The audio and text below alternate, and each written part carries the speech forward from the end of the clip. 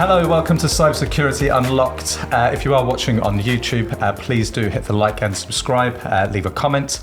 You'll get the latest updates, and plus it will really help the channel. Delighted to be joined by my good friend Neil Robinson from Singapore. He's a cybersecurity practitioner, formerly with Standard Chartered, and now the cybersecurity advisor for Virgin Money. Hi Neil, how are you? Ben. Good to see you. Yeah, great to see you as always. Thanks for the invite. Yeah, no worries. How long have you been back now in the UK? It's coming up for about 18 months. 18 months. Okay, so you got back, just after me. So I've been, 2.5 years back here now. Yeah, no, it's I'm finally finding my feet. Yeah, family's all settled now. Family's all settled, kids are in school. Wife's just started work again, so it's we're getting there. Okay, good, excellent. All right, well, let's get into it. So how did you get started in the world of cyber? I'm really interested to hear your story. Yeah, so a bit of an sort of, I guess, an unorthodox start. So hilarious as it sounds, I actually started working at HP brand source factory in Birmingham. So little did I know it, I started in operational technology, or OT as a lot of the cyber crowd call it. But then I was fortunate enough to do some really interesting roles around developing platforms and businesses out in Asia. Really lucky to live out there for 15 years, and real highlight in my life so far. But as part of being a COO in Hong Kong, I was part of quite a big data breach, and then spent a bit of time dancing on the coals in front of the HKMA, which was. I mean, back then it wasn't really a thing, so CSUs weren't a thing. Cybersecurity wasn't quite as sexy. Yeah. But that was my sort of first foray into it. And then I had the opportunity when I joined Standard Chartered. They were doing a really big transformation around cyber to go and help them. And my sort of expertise was around big organizations, quite complex frameworks. And I was fortunate enough to be asked to come and build a framework. So it was around threats, understanding all the TTPs. And I worked with some really talented people from Israel. So as you know, like a lot of talent comes out of Israel, but the then CISO was a guy called Yuval Aluz, a very, very interesting character, and learned a lot from him. But also worked with a couple of consultancies. So worked with Booz Allen. So they do a lot of work in the US with government agencies. And so learned a lot of the cyber background and knowledge through that. Yeah. Okay, great. So surrounded by sort of good mentors, good leaders. Yeah. And what sort of, because I don't want to say that there is a cult mentality with cybersecurity, but as it's kind of broken off into this kind of new world, as it were, there is sometimes resistance to, executive like yourself that is, maybe seen as a bit of an imposter. Yeah, what totally. sort of barriers did you sort of were you faced with, and how did you overcome those? Yeah, it's a double-sided sword, I think. I mean, my first sort of experience with security people was when I was trying to promote one into a bigger job, and they said no.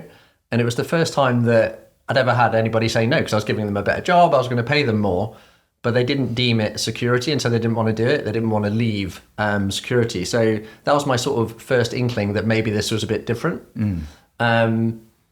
And then as I sort of started to dig into it more, actually what I realized was that it's like a really strong community. Yeah. So it sort of persists beyond your organization, your role, even country. And it's a very caring community, like people give a lot. Yeah. So they will give you time, they'll talk you through what's going on. Everyone's got a very strong opinion. But just to come back to your question, so I did a whole bunch of things. So one is just sort of spending time to actually get into the detail. So really spending time on the domain that you're in and going really, really deep and just being credible. Not trying to BS too much, but just, try and understand the problem that's being solved and where you can add value. There are other things. So professional certification. So obviously you did the CISP. Also did a 3 years master's in enterprise risk. I mean, really I guess my entry was I was used to complex environments, big messy problems, and explaining them to executives so that they would actually fund them. So where I would come in is that a lot of the sort of security engineers would come to me and say, we've got lots of problems, we need to fix it. Now, I would then have to take that and translate it for the execs who have to actually pay for it. Yeah. And so that was kind of the way that I started to be able to add value to the teams, is because I was able to actually get things funded. And I was actually able to explain why things were a problem. And that sort of added value to them, but it also added value to the businesses that I worked with them. Yeah. Yeah, that's a really good point. And that is actually a common missing trait of somebody who's, an absolute brilliant cybersecurity practitioner, but then unable to explain it for a non-tech audience. Yeah. So I guess being that sort of consulting wedge between business and explaining what the risks are for the business from a cyber perspective. So yeah, okay, awesome. And what are the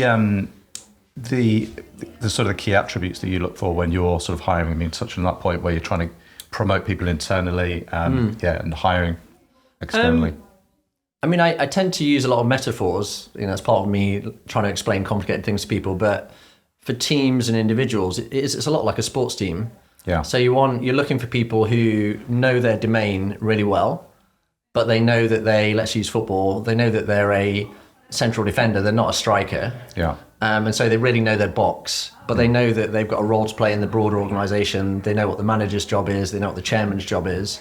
Yeah. And they're team players, but they want to constantly push the boundaries, like they always want to get better. So there are those sort of more technical skills, and then there's the sort of the mindset side of things. So I think one of the key attributes of people in security is really resilience, because often you're not core to the main mission of the organization. So sometimes you can be seen as a blocker or a break if you get it wrong. And so you do need to be very, very strong mentally, because sometimes you do need to be the person who's sort of 13th man in the room or 13th person in the room and put your hand up and say, actually, I don't think that's the right thing to do. So they need to have that integrity. Yeah.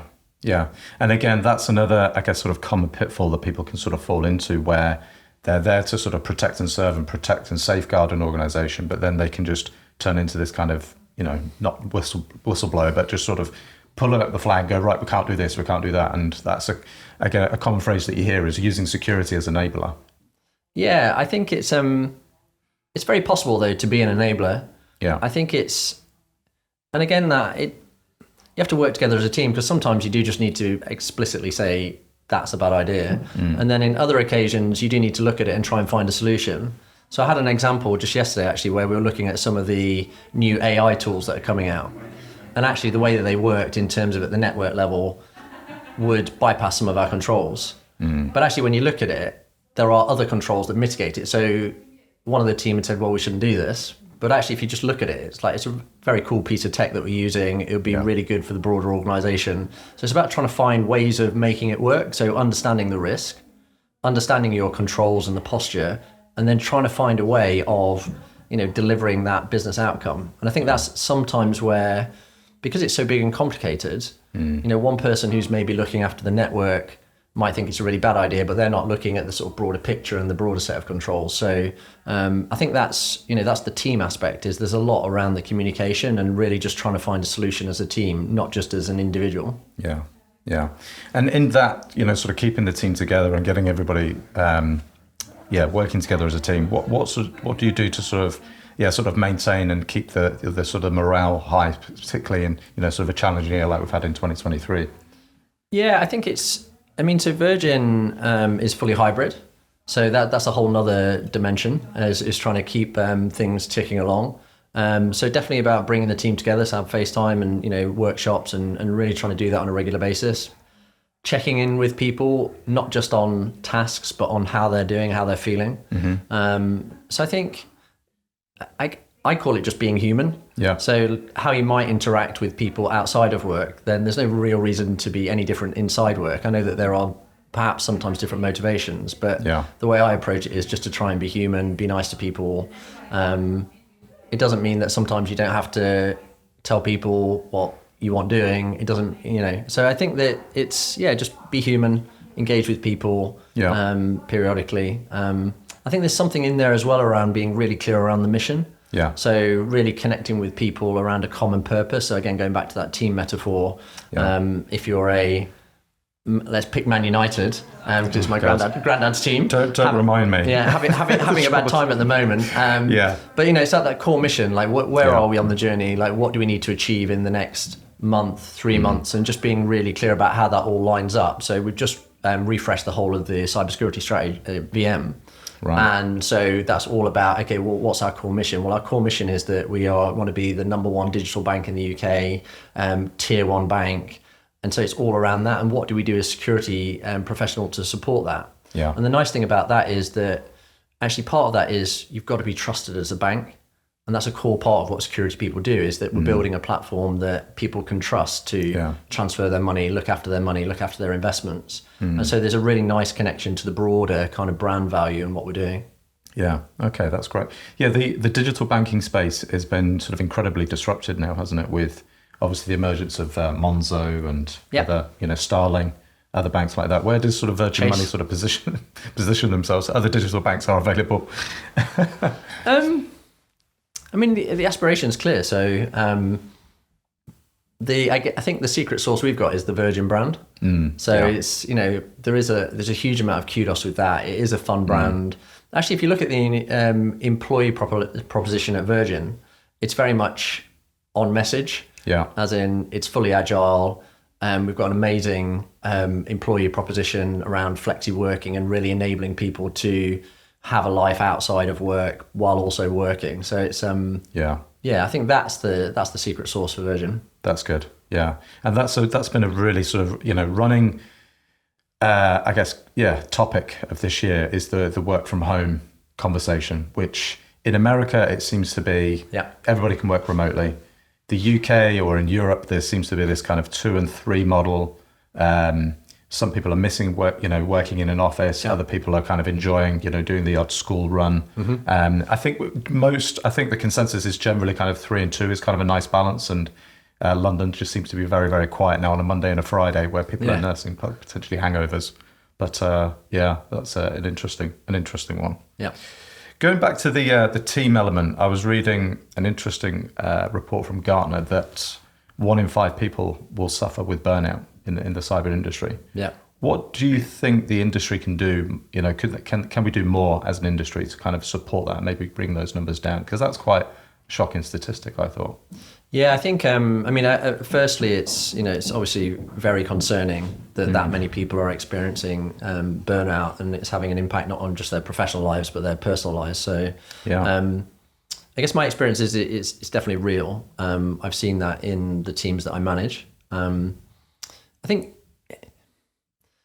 I don't think anybody knows the answer, but what I would say is that, and I wrote a little article recently on LinkedIn about this, so there's a whole sort of conversation going on within sort of the information security community. But I think there's a number of steps you can take. So one, I think, is being really clear about the boundaries, which is hard in security, but helping people be really clear on what their boundaries are for their role, what the boundaries are for the team, so that you are able to, within reason, say no to things. Yeah. Which again is hard. If you're in the SOC and things are kicking off, you can't really walk away from it. No. But likewise, they get downtime as well when things are a bit quieter. So I think there's something around boundaries, but I think then there's something around helping people with that professional journey. So SOCs are pretty hard work. I'll keep using SOCs, but the same could be said for engineering team. And just giving them a career path. So helping them understand the overall purpose, but also what's next. How do you kind of maybe move up if you want to get more experience with management? How do you get exposure to a different team? I think that sort of hope is a very powerful emotion and can really help. And then I think from a sort of leadership and management perspective, it's really just about being aware of it and having a conversation. So encouraging people to be open. There's so many resources available. So I'll come back to Virgin. So, if you need to get professional help, you've got that. Time away from work, I think is, that's a critical aspect of it, is really just saying to people, look, how are you feeling? Do you think it might be good to, maybe take a few days away? So I think there's, as a manager, you've got to be in tune with it, listen, not judge, but just make people feel comfortable talking about it. Yeah. I've got some close friends outside of my team that have suffered a lot with mental health. And so I think the nice thing about the UK, I think, is that it really is a conversation that people are prepared to have. I don't think that's true in every country that I've worked in, and I've worked in quite a few. So I feel like we're on the right path. Yeah, I think so. There's definitely a lot more awareness out there now, and a lot more support around mental health. So I think that's really encouraging. And I think with going back to those statistics, up to 25% of those are going to sort of leave the industry altogether. Yeah. And in an industry that is already severely lacking in talent, I mean, what can what can the industry do to attract more people like you that have obviously been a great asset to the industry, that had a lot of that kind of pragmatism and good, experience around resiliency and building, good frameworks? I'm very positive. I just think it's a fascinating space, and I think anybody that takes a look will want to make the effort to come and get involved. I guess as a community, maybe we could do more to be open and to welcome people in, because I guess my belief is that there are more problems, there will be much bigger problems to solve. So I don't think there's a scarcity problem, which maybe leads to being defensive around things. But I don't see that. New technologies are only accelerating, they're not decelerating. So the attack surface is getting bigger. The threats are mutating all the time. You just look at some of the ransomware as a service, so it's a very dynamic environment. So I think it's, I'm really positive. I certainly try and I'll talk to anybody about cyber and tell them how exciting it is. So I think we have to try and welcome people in.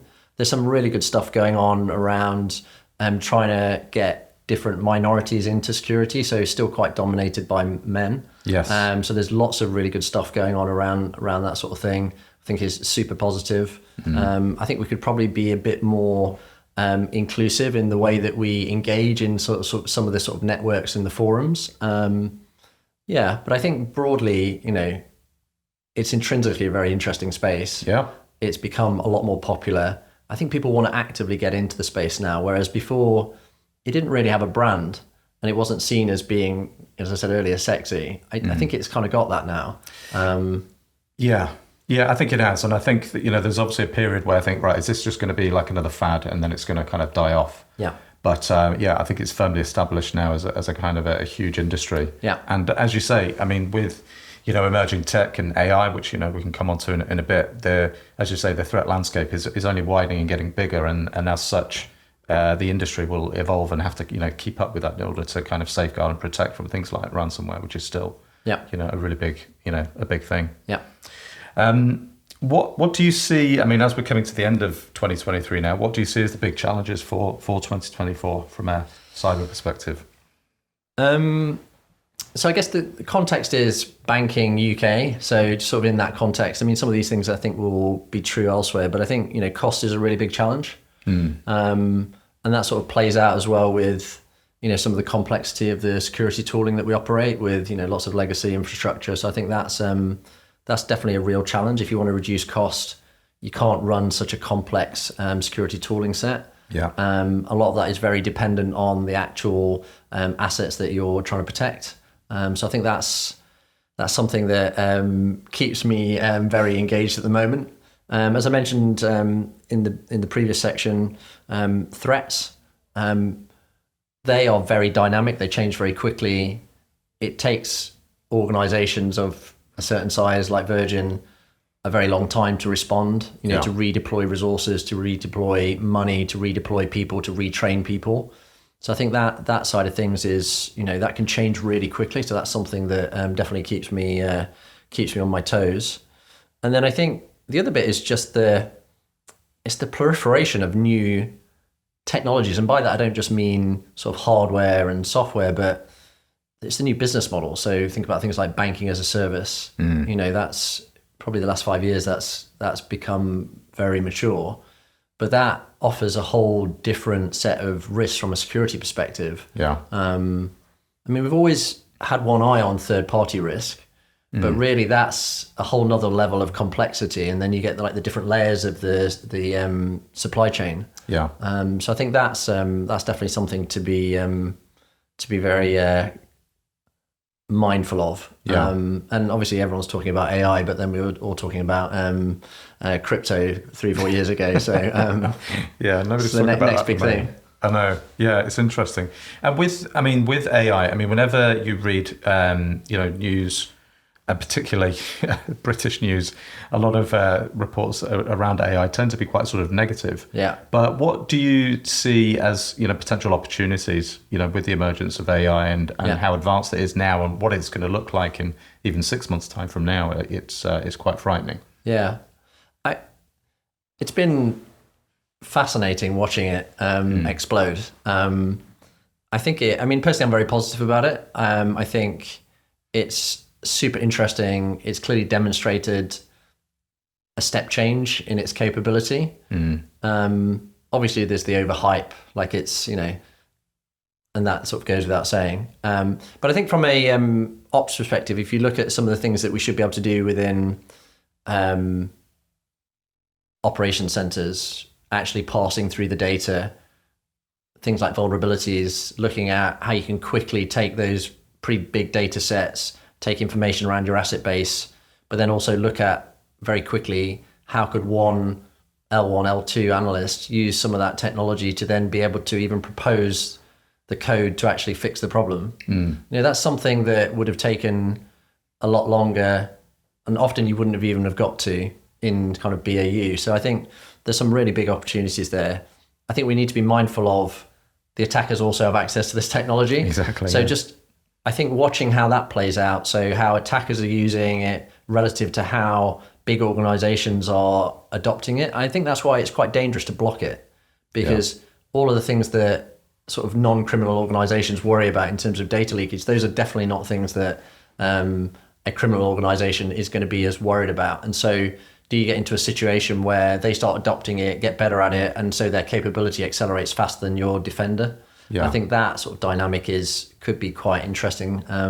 But yeah, I'm super positive. I think it's going to be really interesting. I think certainly for all the security professionals out there, it's going to keep them in jobs for a while. Yes. That's reassuring. Yeah, I don't need to sort of switch industry sectors to start recruiting. Not anytime soon. No. Okay, that's good. That's assuring. Having you got to where you are now, obviously a fantastic career. I mean, what sort of other career aspirations do you have? Where do you see yourself in the future? I don't know. Really good question. I guess just at the moment, I'm just like really into my domain, like security. So recently I've been really sort of digging deep into Azure and all the capabilities there around the Microsoft stack. So just really, just exploring the space. Like my kind of guiding word is I'm an explorer. So like there's just so much stuff to do in security. It's just super interesting. And I think, the more you speak to other CISOs, other security people, the more you realize like how much opportunity there is to sort of make the space better. Yeah. Not just that it's interesting. Yeah. But actually, if you look at some of the ways that we tackle some of the problems, they're quite dysfunctional. Yes. Right. So there's actually lots of opportunity to be more efficient, to be more effective. Yeah. And so I guess, I don't know how that manifests itself in the future, but trying to make the world more secure, trying to help all of these organizations to protect their assets. Yeah. That's really my focus at the moment. I don't know how that will play out in the future, but I'm gamefully employed and entertained at the moment, and I can't see that changing anytime soon. Yeah. Well, where do you stand on the CISO position? Because I think a lot of people, and there's a lot of jokes and memes now about commiserations, you've got yourself a CISO role. Yeah. I mean, is that something that you see yourself in yourself, or is it maybe not for you, or do you enjoy that being kind of interim and fixing problems and then getting the hell out of there? I mean, I'm an explorer. Like I like both. Like I'm really enjoying the interim market. It's fascinating. Yeah. I really enjoyed the perm market. It's just different dynamics, and I think as long as you're not expecting it to be the same experience, you won't be disappointed. So pros and cons. So I enjoy both. Yeah, I think, like you say, with there's so much sort of headspace to grow and problems to fix, and there's a lot of and subsequently a lot of space to innovate and do new things and fix problems and change something, be a change agent. Yeah, exactly. So it's I don't know what the answer is. I'll tell you in a couple of years when I know. Okay. When I grow up. All right, I look forward to that. All right, that's amazing. Thank you so much for coming down. It was really great to see you, Neil, and we'll see you on the next episode.